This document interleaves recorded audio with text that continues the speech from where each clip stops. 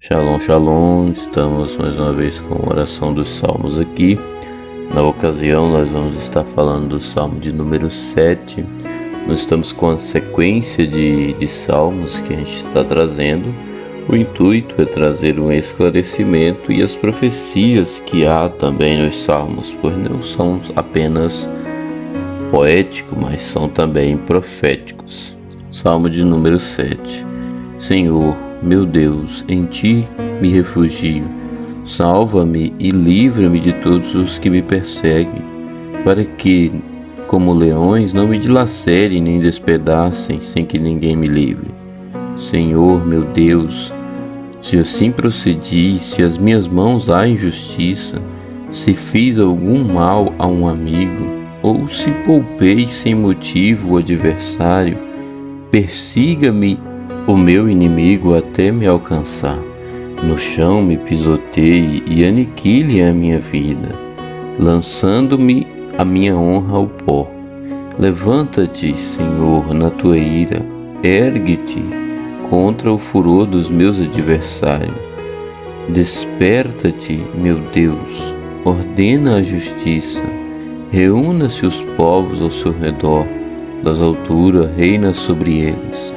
Ó Senhor, quem julga os povos, julga-me, Senhor, conforme a minha justiça, conforme a minha integridade. Deus justo, que sondas a mente e o coração dos homens, dá fim à maldade dos ímpios e ao justo dá segurança. O meu escudo está nas mãos de Deus, que salva o reto de coração. Deus é um juiz justo, um Deus que manifesta cada dia o seu furor. Se o homem não se arrepender, Deus afia sua espada, arma o seu arco e o aponta. Prepara as suas armas mortais e faz de suas setas flechas flamejantes. Quem gera maldade e concebe sofrimento e dá à luz a desilusão, quem cava um buraco e o aprofunda, cairá nessa armadilha que fez. Sua maldade se voltará contra ele, sua violência cairá sobre a sua própria cabeça. Darei graças ao Senhor por sua justiça. Ao nome do Senhor Altíssimo cantarei louvores. O nosso tempo, ele não é linear, ele é um tempo cíclico. Pelo que a Bíblia nos mostra, todo o marcos temporais são cíclicos. E a gente percebe que a aparição do número 7 é sempre um final de ciclo. E a gente percebe isso quando José ele vai para o Egito e tem facilidade em responder o sonho de Faraó. Não foi apenas necessariamente uma revelação trazida na hora por Deus, mas era algo que ele já tinha conhecimento dos ciclos. E esse ciclo se inserta em um ciclo que se encerra com o número 7. Por esta razão, quando o Faraó fala sobre as 7 magras, 7 vacas gordas e 7 vacas magras, José teve logo o entendimento que seria o encerramento de um ciclo e o início de um novo ciclo. E é interessante nós observarmos que o salmista apresenta Deus como um juiz, como se houvesse um julgamento, um encerramento de ciclo. Quem estuda um pouco a cultura judaica sabe que ao final do ano judaico há um julgamento de toda a humanidade. E é interessante nós observarmos que sempre o final deste ano se dá por meados do mês de setembro.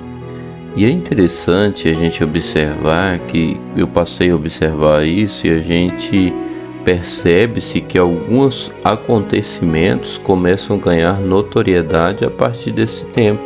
Logicamente, as sentenças que são liberadas, elas têm desfecho a partir de todo o ano, pois nós percebemos que ao longo do ano inteiro está tendo acontecimentos, às vezes trágicos, de forma a nível de nação, a nível de família, a nível pessoal. E o salmista aqui, ele parece estar em um cenário como esse, porque ele começa clamando ao Senhor que salve-o, que não permita que os seus inimigos se dilacerem como leões, e ele começa a trazer diante do Senhor os seus feitos. Ele diz: Senhor, se eu procedi mal e nas minhas mãos há injustiça, se fiz algum mal, ou seja, ele está clamando ao Senhor e trazendo diante do Senhor aquilo que poderia o justificar diante de um possível julgamento. Ele traz todos os seus feitos, exaltando a justiça de Deus, é claro, deixando de certa forma, dizendo: olha, Senhor, se eu procedi assim, então permita que eles me persigam, permita que venham mal sobre mim. A gente percebe um nível de compreensão do salmista acerca de quem Deus era, porque ele sabia que se ele tivesse procedido de forma errada em sua conduta, veria sobre ele uma certa dificuldade, uma certa perseguição. Muitas das vezes, queridos, nós temos dificuldades no nosso dia a dia e nós jogamos toda a culpa em todo mundo que está ao nosso derredor e muitas das vezes até no próprio Deus. E nós não temos essa compreensão do salmista em dizer: olha, realmente isso está acontecendo por causa que eu errei, porque eu pequei contra o Senhor, ou porque eu pequei contra alguém, eu fiz algo de errado. Por esta razão nós temos tanta dificuldade de acessar a misericórdia de Deus, porque a misericórdia de Deus ela é para aqueles que reconhecem os seus erros. Portanto, a mensagem do Evangelho é: arrependei-vos, ou seja, só se arrepende quem reconhece o seu erro. No versículo de número 8, ele diz: o Senhor é quem julga os povos. Julga-me, Senhor, conforme a minha justiça, conforme a minha integridade. Se nós pedirmos um julgamento para o Senhor conforme a nossa justiça, conforme a nossa integridade, como será esse julgamento? É isso que nós temos que pensar. Por esta razão, reconhecer Cristo como Salvador é tão difícil, porque nós estamos, muitas das vezes, nós estamos convictos das nossas justiças, convictos da nossa integridade, mas ela é como a própria palavra diz, como trapos de imundícia, ou seja, é baseado no nosso, às vezes no nosso ego, às vezes no nosso orgulho, e por esta razão Deus rejeita, porque a palavra diz: ele rejeita o soberbo. E olha a base que Deus usa para o seu julgamento. Versículo 9: Deus é justo, que sondas a mente e o coração dos homens. Quando a gente observa sobre esta sondagem, só para você ter uma ideia, a gente mora em uma região aqui que tem muitas pedras, uma região pedregosa. E um exemplo que talvez você passe perto de uma pedra que ela é gigantesca, o tamanho de um carro, vamos dizer assim. E você olhando para aquela pedra, você não consegue ver nada dentro dela. Mas se vem um especialista na área de mineração, com uma sonda adequada, apenas dele passar perto daquela pedra, ele vai detectar algum minério que talvez esteja lá no centro daquela pedra. A olho nu, às vezes quebrando a sua casca, a gente não vai conseguir perceber.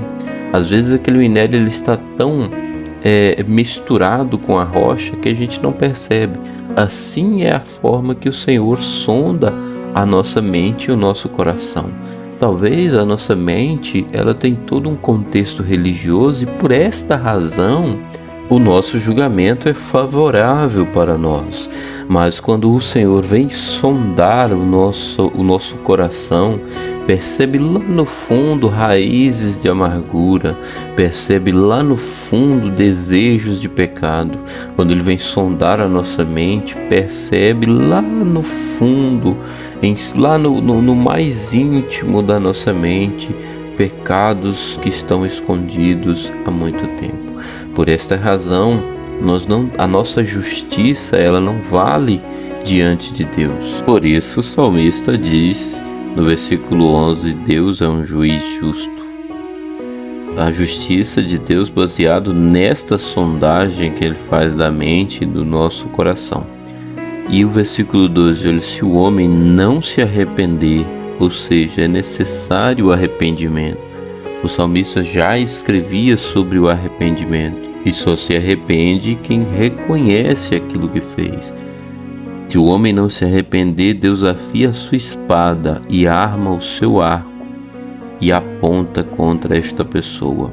Então, queridos, que o Senhor possa te abençoar e te dar este coração arrependido, esse coração que reconhece o erro, que reconhece que falhou, que pecou, que precisa se consertar diante de Deus para ter dele a misericórdia, porque os nossos julgamentos, culpar alguém, culpar uma situação, culpar um momento, um governo, a instituição religiosa não vai nos justificar diante de Deus.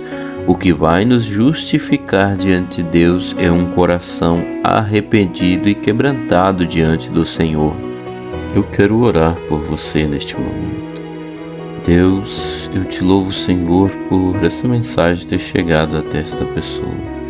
Ó Pai, em nome de Jesus, talvez essa pessoa em algum momento, ó Senhor, se viu, Senhor, diante de uma situação onde ela só vê como culpado as pessoas, as situações, os governos, as instituições.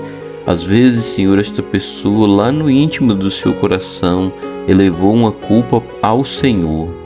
Pai, em nome de Jesus, traz sobre ela, Senhor, o espírito de arrependimento, de coração quebrantado, para que, Deus, essa pessoa possa experimentar do Senhor a sua misericórdia. Usa da tua misericórdia para conosco, Senhor. Envia o teu Espírito Santo a nós, pois só Ele nos convence do pecado, da justiça e do juízo. Continue conosco, curte, comenta, compartilha e seja grandemente abençoado pelas orações dos salmos. Que Deus te abençoe hoje e sempre.